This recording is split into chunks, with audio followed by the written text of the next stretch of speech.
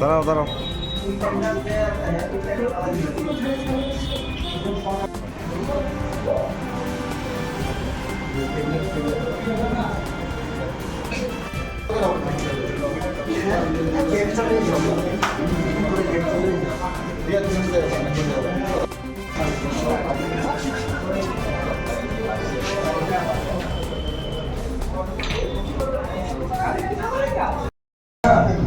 আজকে দুপুরবেলা একটা আমরা নর্মালি মোবাইল টোবাইল করি, এর মধ্যে খবর আসে যে আড়ালিয়া যে বারণী ঘাট, এখানে চাল স্নান করছে আজকে, বারণী স্নান।